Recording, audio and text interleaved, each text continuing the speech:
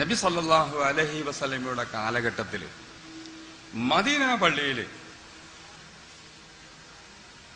നബിയാണ് ഇമാമത്തക്കല്.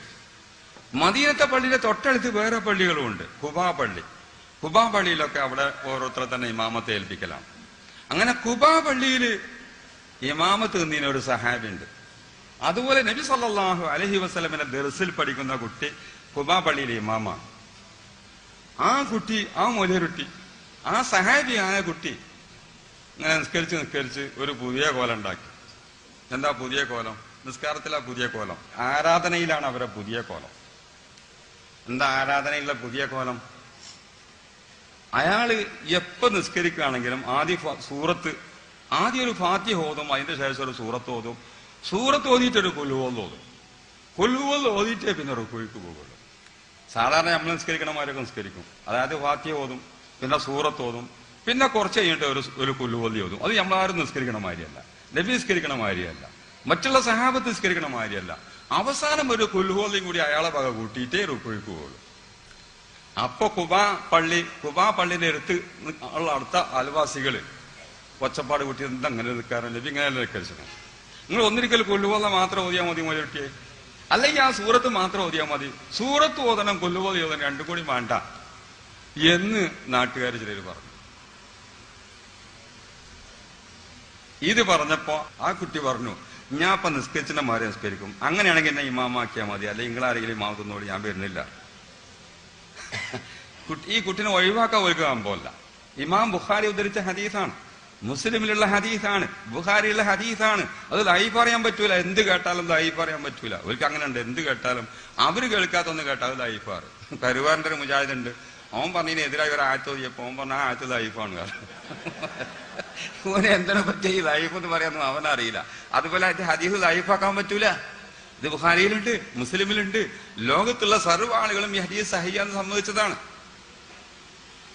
അങ്ങനെ ഈ ഇമാമിനെ ഒഴിവാക്കാൻ ഖുബ നാട്ടുകാർക്ക് തീരെ ആഗ്രഹമല്ല. ആള് നല്ല കുട്ടിയാണ്, ഇങ്ങനെ ഒരു തെറ്റുണ്ടെന്നുള്ള അവർ. അങ്ങനെ ആഴ്ചയിൽ ഒരിക്കൽ നബി സല്ലല്ലാഹു അലൈഹി വസല്ലമ ഖുബ പള്ളിയിൽ പോകും.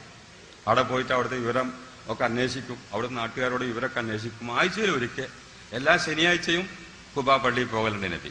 അങ്ങനെ അടുത്ത ശനിയാഴ്ച നബി സല്ലല്ലാഹു അലൈഹി വസല്ലമ ഖുബ പള്ളിയിൽ വന്നപ്പോ അവിടുത്തെ കാരണന്മാരെല്ലാം പാടെ പറഞ്ഞ്, നമ്മളെ മൗലിയര്, നമ്മളെ ഇമാം സാഹിബ് അയാൾ ഇങ്ങനെയാണ് നിസ്കരിച്ചത്. അപ്പൊ ഞങ്ങൾ അയാളോട് പറഞ്ഞപ്പോ അയാള് കേട്ടില്ല. ഞാൻ നിസ്കരിച്ച അങ്ങനെ നിസ്കരിച്ചോളൂ. ഒരു സൂറത്തോതും സബീസും ഓതി അത് കഴിഞ്ഞാൽ പിന്നെ ഒരു കൊല്ലുവല്ല, അല്ലാത്താക്ക് ഓതിയ ശേഷം ഒരു കൊല്ലുവല്ല, അങ്ങോട്ട് ഒരു കുയ്ക്ക് പോകുള്ളൂ. ഞങ്ങളൊന്നും പറഞ്ഞിട്ട് ആളെ കേട്ടിട്ടില്ല, തങ്ങളൊന്ന് പറഞ്ഞു നോക്കിയെന്നാണ്. നബി സല്ലല്ലാഹു അലൈഹി വസല്ലം ആ കുട്ടിനെ വിളിച്ച്, നിങ്ങളെന്താ അങ്ങനെ നിസ്കരിച്ചത്? ഏത് സൂറത്ത് ഓതി കഴിഞ്ഞാലും അപ്പൊ തന്നെ റുക്കൂക്ക് പോകില്ല, പിന്നെ ഒരു കൊല്ലുകൊല്ലിയും കൂടി ഓതിയിട്ടേ റുക്കൂക്ക് പോകുള്ളൂ. അപ്പോ ഈ കുട്ടി പറഞ്ഞത്, യാ റസൂലല്ലാഹി ഇന്നി ഉഹിബ്ബുഹ, എനിക്ക് ആ സൂറത്തിനോട് വല്ലാത്ത ഒരു മഹബത്താണ്, സ്നേഹമാണ്. അതുകൊണ്ട് ആ സൂറത്തൊന്ന് ഓതിയിട്ടേ എനിക്ക് റുക്കൂക്ക് പോകാൻ കഴിയുള്ളൂ, റുക്കൂവിന് പോകാൻ കഴിയുള്ളൂ എന്ന് ഈ കുട്ടി പറഞ്ഞപ്പോ നബി സല്ലല്ലാഹു അലൈഹി വസല്ലമ പറഞ്ഞു, ബുഖാരി ഉദ്ധരിക്കുന്നു, മുസ്ലിം ഉദ്ധരിക്കുന്നു, മോനെ, നിനക്ക് ആ ഇഖ്ലാസ് സൂറത്തിനോടുള്ള കുൽഹുവ സൂറത്തിനോടുള്ള സ്നേഹം, ആ സ്നേഹം എന്നെ സ്വർഗത്തിൽ കടത്തി. നീ അത് മുഖേന സ്വർഗത്തിൽ കടക്കും എന്നല്ല നബി പറഞ്ഞത്, ആ സ്നേഹം എന്നെ സ്വർഗത്തിൽ കടത്തി എന്നാ നബി പറഞ്ഞത്. ഇവരൊക്കെ വിചാരിച്ചത് ആരാധനയല്ലേ, അതിലൊരു മാറ്റം പറ്റൂല എന്ന് വിചാരിച്ചുകൊണ്ടിരിക്കേന്. അതിനൊന്നും തിരക്കടില്ല, അതിലൊരു ഇങ്ങനത്തെ ഒരു മാറ്റം തിരക്കടില്ല, അതുകൊണ്ട് ഒരു കുഴപ്പവുമില്ല എന്ന് നബി സല്ലല്ലാഹു അലൈഹി വസല്ലം പഠിപ്പിച്ചു. മുജാഹിദ് ഈ ഹദീസ് ചിന്തിക്കണം. ഈ ഖുൽ ഹുവല്ലാഹ് ഓതുന്ന സമ്പ്രദായം, ഈ പ്രത്യേക രീതിയിലുള്ള നിസ്കാരം നബി സല്ലല്ലാഹു അലൈഹി വസല്ലം നിസ്കരിച്ചിട്ടില്ല, വേറുള്ള സഹാബികൾ നിസ്കരിച്ചിട്ടില്ല. ഇത് ഈ കുട്ടി മാത്രം ഉണ്ടാക്കിയതാണ്. ആരാധനയിൽ പ്രത്യേക ഒരു സ്വഭാവം ഉണ്ടാക്കിയതാണ്. ആരാധനയിൽ പ്രത്യേക ഒരു സ്വഭാവം ഉണ്ടാക്കിയപ്പോൾ നിങ്ങളുടെ ആശയമാണ് നബിക്കുണ്ടായിരുന്നുവെങ്കിൽ, നിങ്ങളുടെ ചര്യയാണ് നബിക്കുണ്ടായിരുന്നുവെങ്കിൽ, നബി പറയണം ഇത് ആരാധനയിൽ ഒരു പുതിയ സമ്പ്രദായം ഉണ്ടാക്കലാണ്, അതുകൊണ്ട് ഇത് പാടില്ല എന്ന് പറയണം. സലാത്ത് നബിന്റെ മേലുള്ള സലാത്തിൽ ഞങ്ങൾ പുതിയ ലഫ്ള് ഉണ്ടാക്കിയത് കൊണ്ട് ഇത് നബി ശരിയല്ല എന്ന് പറയുന്ന മുജാഹിദുകളെ, ജമാഅത്തുകാരെ, ഞാൻ നിങ്ങളോട് ചോദിക്കുന്നു, നബി അനുവാദം കൊടുക്കാത്ത, നബി ചെയ്യാത്ത, നബി കൽപ്പിക്കാത്ത ഒരു കാര്യം ഈ സഹാബി ചെയ്തപ്പോൾ നബി സല്ലല്ലാഹു അലൈഹി വസല്ലമ മറ്റ് ഇസ്ലാമിന്റെ ആശയാദർശങ്ങൾക്കും പരിധികൾക്കും എതിരല്ലാത്തത് കൊണ്ട് നബി അത് അംഗീകരിക്കുകയാണ് ചെയ്തത്. അത് നബി ചെയ്യാത്തതാണെങ്കിലും മറ്റ് സഹാബികൾ ചെയ്യാത്തതാണെങ്കിലും ഇതാണ് നബിയുടെ ചര്യ. നിങ്ങൾ നബിയുടെ ചര്യയിൽ നിന്ന് വ്യതിചരിച്ചു പോയിരിക്കുന്നു. ഇസ്ലാമിന്റെ നിയമങ്ങൾക്ക് എതിരല്ലാത്ത ഒരു കാര്യം, ഇസ്ലാമിന്റെ നിയമങ്ങൾക്ക് എതിരല്ലാത്ത ഒരു കാര്യം ആരാധനയിൽ തന്നെ പുതുതാക്കി ഉണ്ടാക്കിയാലും അള്ളാഹും റസൂലും വിരോധിക്കാത്തതാകുമ്പോൾ അത് വിരോധിക്കുക എന്നുള്ളത് മതം നിർമ്മാണം ഉണ്ടാക്കുകയാണ്, മതത്തിൽ നിർമ്മാണ പ്രവർത്തനം നടത്തുകയാണ് മുജാഹിദേ നീ ചെയ്യുന്നത്, ജമാഅത്തുകാരാ നീ ചെയ്യുന്നത്. ഇങ്ങനെയുള്ള ഒരു സലാത്ത് നബി വിരോധിച്ചിട്ടുണ്ടോ? നബി വിരോധിക്കാത്തത് വിരോധിക്കാൻ ആരധികാരം തന്നു എന്ന് മുജാഹിദിനോട് ഞാൻ ചോദിക്കുന്നു. ഇങ്ങനെയുള്ള മൗലൂദ് നബി വിരോധിച്ചിട്ടുണ്ടോ? നബി വിരോധിക്കാത്ത മൗലൂദ് വിരോധിക്കാൻ മൗദൂദി, വഹാബി, സലഫി നിനക്കാർ അധികാരം തന്നു ഞാൻ ചോദിക്കുന്നു.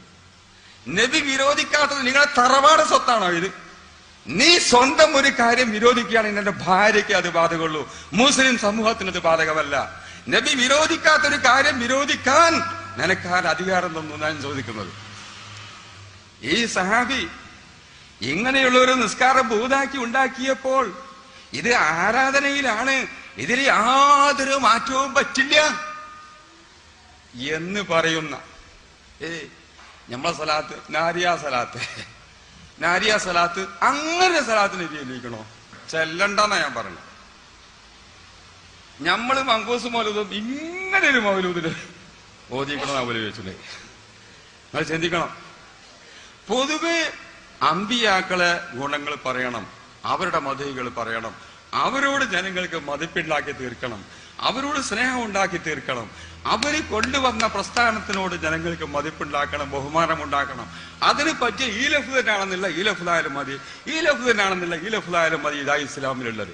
അത് ഈ ലഫ്ള് പറ്റൂല എന്നുള്ളത് നിങ്ങൾ ഉണ്ടാക്കുന്നതാണ്, അത് അള്ളാഹു റസൂൽ ഉണ്ടാക്കണമല്ല. മതം നിർമ്മിക്കുന്നത് നിങ്ങളാണ് നബിചര്യയിൽ നിന്ന് വ്യതിചലിച്ചവര്. നബിചര്യ ഇസ്ലാമിന്റെ നിയമങ്ങൾക്കെതിരല്ലാത്ത കലിമത്തുകളോ പ്രാർത്ഥനകളോ സലാത്തുകളോ മൗലൂദുകളോ ഉണ്ടാക്കുമ്പോൾ അതിനെ എതിർക്കാതിരിക്കുക എന്നതാണ് നബിയുടെ ചര്യ. ആ ചര്യയിൽ നിന്ന് നിങ്ങൾ വ്യതിചലിച്ചുകൊണ്ട് നിങ്ങൾ എതിർക്കുകയാണ്.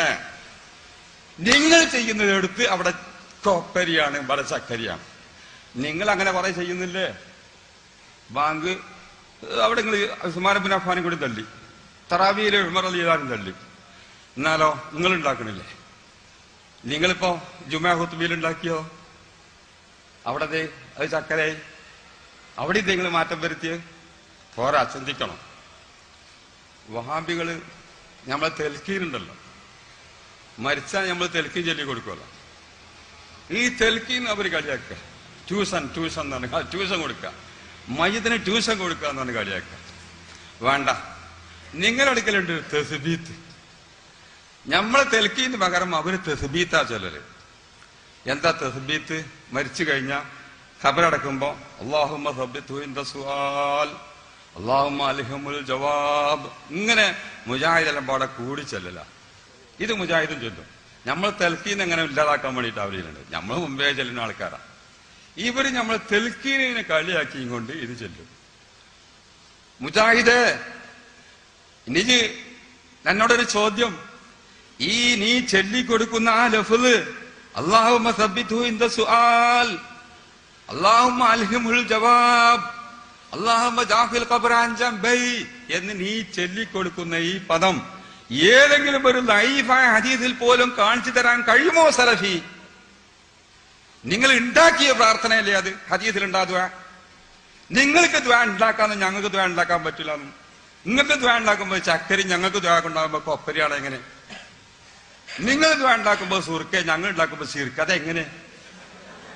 ഇതെന്താ, എന്ത് വ്യത്യാസമാണുള്ളത്? മുജാഹിദ് മറുപടി പറയണം. നിങ്ങൾ കൂട്ടായി ചൊല്ലിക്കൊടുക്കുന്ന തസ്ബീത്ത്, ആ തസ്ബീത്തിന്റെ സീറ, ഞങ്ങൾ ചെല്ലുന്ന സലാത്ത്, നബിയുടെ പേരിൽ ചെല്ലുന്ന സലാത്ത്, മഅദിൽ ചെല്ലുന്ന സലാത്ത്, അതിന് ലഫ്ള് ബുഖാരിയിലില്ല. അതിന് ലഫ്സ് മുസ്ലിമിലില്ല എന്ന് പറയുന്ന മുജാഹിദേ, ഞാൻ എന്നോട് ചോദിക്കുന്നു, നിങ്ങൾ ചൊല്ലിക്കൊടുക്കുന്ന തസ്ബീത്ത് ബുഖാരിയിലുണ്ടോ, മുസ്ലിമിലുണ്ടോ, അല്ലെങ്കിൽ മിസ്കാത്തിലുണ്ടോ, അല്ലെങ്കിൽ ഏതെങ്കിലും ഒരു ഹദീസിന്റെ കിതാബിലുണ്ടോ? ഒരു ലൈഫായ ഹദീസ് നിങ്ങൾക്ക് സ്ഥാപിക്കാൻ കഴിയോ? നിങ്ങൾക്ക് ദുആ ഉണ്ടാക്കാൻ അവിടെ പറ്റും ചക്കര, ഞങ്ങൾക്ക് ദുആന്റെ ലഫ്സ് ഒന്നും ഉണ്ടാക്കാൻ പോയില്ല. അവിടെ കൊപ്പര ഇതെന്താ? ഇങ്ങോട്ട് നിങ്ങളാണോ സലഫികള്? അങ്ങനത്തെ ലഫ്ലുകൾ ഉണ്ടാക്കുമ്പോൾ അത് ഇസ്ലാമിക ആശയങ്ങൾക്ക് എതിരല്ലാത്തപ്പോൾ അത് അംഗീകരിക്കുക എന്നുള്ളതാണ് നബിയുടെ ചര്യ. ആ ചര്യയിൽ നിന്ന് നിങ്ങൾ വ്യതിചലിച്ച് പോയിരിക്കുന്നു. അങ്ങനെയുള്ള പ്രാർത്ഥനകളെ അംഗീകരിക്കുക എന്നതാണ് സലഫിന്റെ മാർഗം. ആ മാർഗത്തിൽ നിന്ന് നിങ്ങൾ വ്യതിചലിച്ചു പോയിരിക്കുന്നു. അതുകൊണ്ട് നിങ്ങൾ ആ പേര്, സലഫി എന്ന പേര് നിങ്ങൾ വലിച്ചെറിയണം. അത് ബുഖാരിയിലില്ലേ, മുസ്ലിമിലില്ലേ? ഉദാഹരണമായി ബുഖാരിയിലും മുസ്ലിമിലും ഒരു ഹദീസുണ്ട്. ഒരിക്കൽ കാമർ തൊടുത്തപ്പോ ഒരു സഹാബി കുറച്ച് ദൂരെയായിരുന്നു. അയാൾ റുക്കുവിക്ക് എത്തിച്ചേരണം വിചാരിച്ച് പെട്ടെന്ന് വേഗത്തിൽ പള്ളിയിലേക്ക് കണ്ട് ഓടിച്ചെന്ന് റുക്കുവിൽ തന്നെ കൂർന്ന വിചാരിച്ചു. റുക്കുവിൽ നിന്ന് ഉയർന്ന എഴുത്തിനാലിക്ക് എത്തിയപ്പോ അയാള് അല്ലാഹുമ്മ റബ്ബനാ ലക്കൽ ഹംദു ഹംദൻ കസീറൻ തയ്യിബൻ മുബാറകൻ ഫീഹി എന്ന ദിക്റാണ് ഉണ്ടാക്കിയാൽ ചൊല്ലിപ്പോയി. അത് ഉറക്കിയായി. ഈ എഴുത്തിനാലൊരു ദിക്റ് ഇയാൾ ഉണ്ടാക്കിയാൽ ചൊല്ലി ഹംദൻ കസീറൻ തയ്യിബൻ മുബാറകൻ. നല്ല ചെടി ദിക്റാൻ ഉണ്ടാക്കി. നമ്മൾ സലാത്തിലൊക്കെ നല്ല ലഫ്സ് നോക്കി തെരഞ്ഞെടുക്കണ മാതിരി അയാളൊരു ലഫ്സ് ഹംദിന് ഏത്തതാലിൽ ചെല്ലാളൊരു ദിക്ർ അയാൾ ആണ് ചെല്ല്. നബി അത് ചെയ്തിട്ടില്ല, സഹാബികളെ ചെയ്തിട്ടില്ല. ഇയാള് തൽക്കാലം ശ്വാസം മുട്ടിയപ്പോ അങ്ങോട്ട് ചെല്ലി റൈസായിയാണ് ചെല്ലി ഉസാറായതാ. സലാം കൂടി നബി സല്ലല്ലാഹു അലൈഹി വസല്ലമ ആരാണ് റുക്കുവിൽ ആ ദിക്ർ ചെല്ലിയതെന്ന് ചോദിച്ചു. അപ്പൊ ഇയാള് പേടിച്ച് മുണ്ടിയില്ല. ഉസ്താദ് ചോദിച്ചപ്പോ കുട്ടികൾ മുണ്ടൂലല്ലോ. രണ്ടാമത്തെ വട്ടം നബി ചോദിച്ചു, ആരാണ് ആ ദിക്ർ ചെല്ലിയ ആളെന്ന് ചോദിച്ചു. അപ്പോഴും ഇയാൾ മുണ്ടില്ല. മൂന്നാമത്തെ വട്ടം നബി ചോദിച്ചപ്പോ അയാൾ തെറ്റൊന്നും പറഞ്ഞിട്ടില്ല, അയാൾ ചെയ്തത് തെറ്റൊന്നുമല്ല, ആരാണെന്ന് ചോദിച്ചു. അപ്പൊ കുട്ടി പറഞ്ഞു, ഞാനാണ്, അങ്ങനെ സന്ദർഭത്തിൽ വന്നു പോയതാണ്, ഞാൻ വരാൻ കുറച്ചിപ്പോ എന്തിയിരുന്നു, റുക്കുവെന്ന് എഴുന്നേറ്റപ്പോ എനിക്ക് കിതപ്പുണ്ടായിരുന്നു, അങ്ങനെ ചെല്ലിയപ്പോ ഉച്ചത്തിൽ ആയി പോയതാണ് എന്ന് രണ്ടും അയാൾ എതിര് പറഞ്ഞു. അപ്പൊ നബി പറഞ്ഞു, 12 മലക്കുകൾ ആ സാലിഹ അമല് ആരാണ് എഴുതി ആകാശത്തേക്ക് ഉയർത്തേണ്ടത് എന്നുള്ളതിൽ തർക്കം കൂടുന്നതായിട്ട് ഞാൻ കണ്ടു. അത്രയും നല്ല ദിക്റാണത്. ബുഖാരി, മുസ്ലിം, മുജാഹിദ് എന്ത് പറയുന്നു? ഈ ഹദീസിന്റെ തഹത്തിൽ ഇബ്നു ഹജർ ഹസ്കലാനി ഫത്ഹുൽ ബാരിയിൽ എഴുതുന്നു, നിസ്കാരത്തില് ദുആന്റെ ലഫ്ളൊക്കെ ഒന്ന് കൂട്ടി, ദിക്റിന്റെ ലഫ്ളൊക്കെ ഒന്ന് കൂട്ടി വകയായിട്ട് കൂട്ടിച്ചിട്ട് കുഴപ്പമില്ല എന്നുള്ള ഇനി ഹദീസ് തെളിവാണെന്ന്. നമ്മളെ വകയായിട്ട് കുറച്ച് ദിക്റൊക്കെ സലാത്തിനൊക്കെ, സലാത്ത് നാരിയ, സലാത്ത് കമാലിയ, സലാത്ത് ജമാലിയ, നമ്മള് കുറച്ചൊക്കെ ലഫ്ള് കൂട്ടലുണ്ടല്ലോ. അങ്ങനെ ലഫ്ള് നിസ്കാരത്തിൽ തന്നെ കൂട്ടിയാൽ യാതൊരു വിരോധവുമില്ല എന്നുള്ളതിന് ഈ ഹദീസ് തെളിവാണെന്ന് ഫത്ഹുൽ ബാരി ഇബ്നു ഹജർ അസ്കലാനി ഫത്ഹുൽ ബാരിയിൽ എഴുതുന്നു. മുജാഹിദേ, നീ എന്ന് മറുപടി പറയുന്നു. നീ പറയില്ലേ എന്റെ ഈ ആശയം ഇങ്ങനെ ഒരു ദിക്ർ നബി അല്ലിക്കണോ ചോദിച്ചൂലേ? ഇങ്ങനൊരു സലാത്ത്, ഇങ്ങനൊരു മൗലൂദ് നബി ഓതിക്കണോന്ന് ചോദിച്ചത് മാരിയല്ലത്. എന്തേ നബിയെ ചോദിക്കാനും? അപ്പൊ അത്തരം ദിക്റുകളെ, ദുആകളെ, സലാത്തുകളെ എതിർക്കാതിരിക്കുക എന്നതാണ് നബിയുടെ ചര്യ. അതാണ് സഹാബത്തിന്റെ ചര്യ. ആ ചര്യയിൽ നിങ്ങൾ വ്യതിചലിച്ചിരിക്കുന്നു. വേണ്ട. മൂന്നായി. നാലാമത്തൊന്നും കൂടി എടുത്തോളൂ. മുജാഹിദ് വാങ്ങി സാധാരണ അവരും പ്രസംഗിക്കലുണ്ട്. എന്താ? നബി സല്ലല്ലാഹു അലൈഹി വസല്ലമയുടെ ശിഷ്യന്മാർ, സഹാബത്ത് ഒരു നാട്ടിൽ കൂടി ഇങ്ങനെ യാത്ര പോകുമ്പോൾ വേറെ കുറെ ദൂരത്തുള്ള ഒരു നാട്ടിൽ എത്തിച്ചേർന്നു.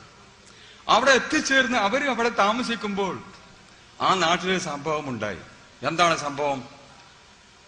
ആ നാട്ടിലുള്ള നേതാവ്, ആ രാഷ്ട്രത്തിന്റെ ഏറ്റവും വലിയ നേതാവിനെ പാമ്പ് കടിച്ചിരിക്കണം. എന്നിട്ട് വിഷം തീണ്ടിയിട്ട് അയാളെ ബോധമല്ലാതെ അങ്ങനെ കിടക്കുക. അവരെ കഴിവിൽപ്പെട്ട എല്ലാ മാർഗവും അവർ ചെയ്തു. എന്നിട്ടൊന്നും വിഷം ഇറങ്ങണില്ല. മുജാഹിദ് കേൾക്കണം, മുജാഹിദ് മനസ്സിലാക്കണം. ഈ സന്ദർഭത്തിൽ അവര് പറഞ്ഞു, ആ നാട്ടിലുള്ളവര് പറഞ്ഞു, ഇവിടെ മറ്റേ ഈ മുസ്ലിങ്ങൾ എന്ന് പറഞ്ഞൊരു വിഭാഗക്കാര് വന്നിട്ടുണ്ട്, അവർ അന്യനാട്ടുകാരാ. അവരെ പക്കൽ വല്ല വൈദ്യവുമുണ്ടോ, വല്ല പരിപാടിയുമുണ്ടോ, വിഷമറക്കാൻ, വിഷം തീണ്ടിയവനെ അത് ഇല്ലാതെയാക്കാൻ വല്ല മാർഗവുമുണ്ടോ എന്ന് അവരോട് ചെന്ന് ചോദിക്കുക.